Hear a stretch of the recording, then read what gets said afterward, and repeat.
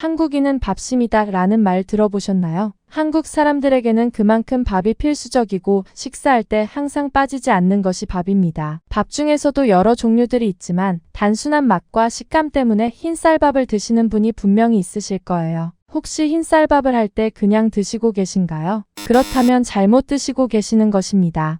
흰쌀밥은 대부분 도정할 때 영양소가 파괴된 상태에서 출하가 되기 때문에 먹기에는 편하고 맛도 좋지만 영양소가 부족할 수 있습니다. 하지만 오늘 말씀드릴 내용에는 흰쌀밥을 영양이 가득한 밥으로 바꿔줄 마법의 재료에 대해 알려드리고자 합니다. 같은 쌀로 짓더라도 이것을 넣으면 영양소가 듬뿍 올라가고 심지어 밥맛이 올라갈 수 있습니다. 그렇다면 영상 집중해서 보시고 시작하기 전에 구독과 좋아요 눌러주시면 저에게 큰 힘이 됩니다. 첫 번째는 소주입니다.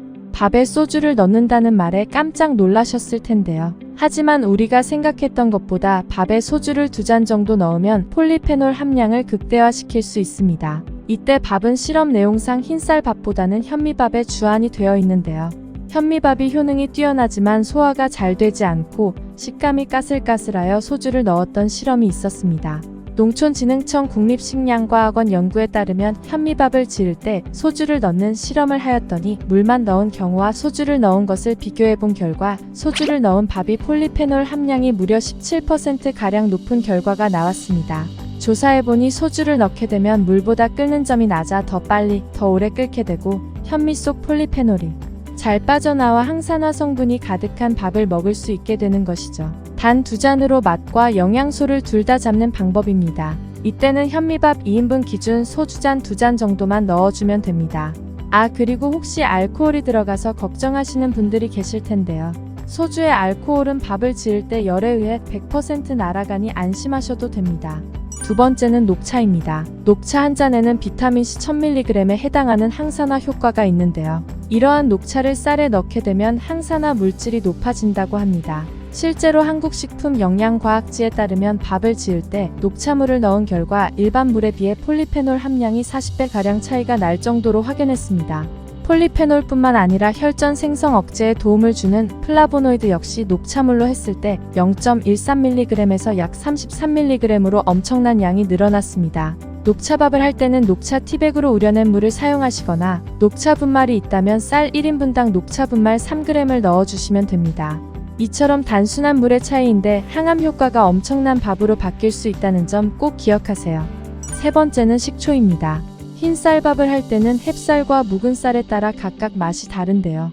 묵은 쌀의 경우 햅쌀보다 수분이 빠진 상태라 밥을 그냥 하게 되면 푸석푸석하고 특유의 냄새가 나는 경우가 있습니다. 하지만 이때 식초를 넣게 되면 묵은 쌀의 냄새가 싹 잡히게 되는데요. 쌀을 불릴 때 식초를 조금만 넣어 쌀을 불리게 되면 쌀의 효소가 활성화되어 밥의 전체적인 질감을 향상시키게 됩니다. 그래서 밥을 불릴 때 식초를 한두 큰술 넣게 되면 냄새가 전혀 없는 아주 맛있는 밥이 완성됩니다. 네 번째는 시금치입니다. 시금치는 기본적으로 베타카로틴, 비타민C 등 항산화 물질이 많이 들어있어 채소 중의 왕이라는 별명이 있는데요.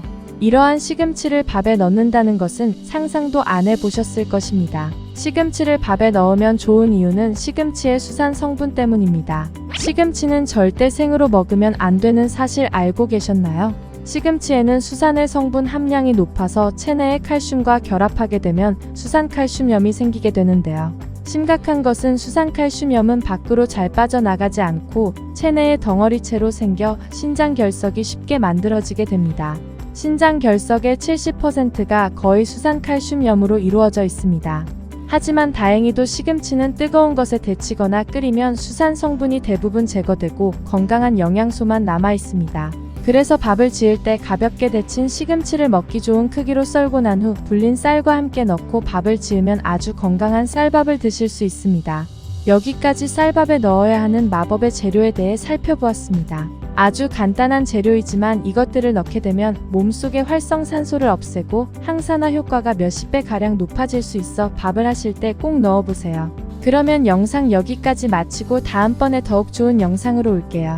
도움되셨다면 구독과 좋아요 눌러주시면 정말 감사하겠습니다. 항상 건강하시고 행복하세요.